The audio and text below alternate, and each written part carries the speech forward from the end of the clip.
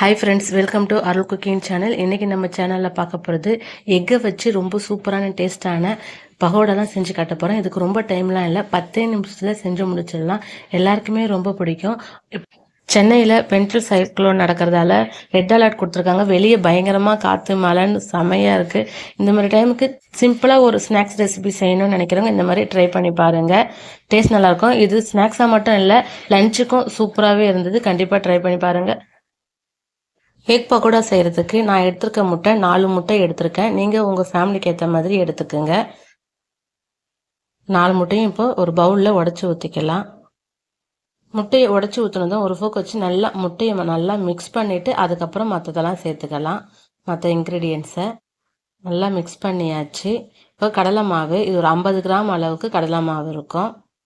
அதுக்கப்புறம் 2 ஸ்பூன் அளவுக்கு அரிசி மாவு, கொஞ்சமாக இஞ்சி, அப்புறம் 2 பச்சை மிளகாய், கொஞ்சம் கருவேப்பிலை, கொஞ்சமாக கொத்தமல்லி எல்லாத்தையுமே நல்லா சாப் பண்ணி சேர்த்துருக்கேன்.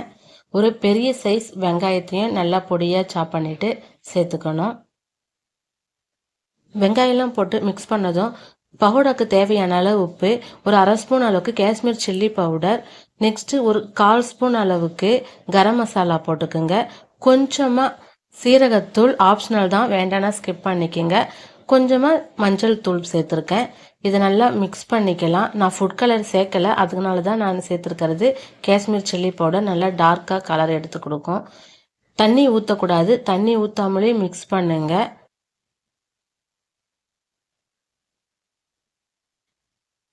நல்லா இந்த அளவுக்கு மிக்ஸ் பண்ணியாச்சு. கரெக்டான கன்சிஸ்டன்சியில் இருக்குது. இப்போ பொரிக்கிறதுக்கு தேவையான அளவு எண்ணெய் ஊற்றி, எண்ணெய் நல்லா சூடானதும் கரண்டியில் எடுத்து எண்ணெயில் கொஞ்சம் கொஞ்சமாக ஊற்றிக்கிங்க. கரண்டியில் எடுத்து ஊற்றுனதும் நல்லா மேலே பொரிஞ்சு வரும். ஒரு பக்கம் குக் ஆனதும் இன்னொரு பக்கமும் திருப்பி போட்டுக்குங்க.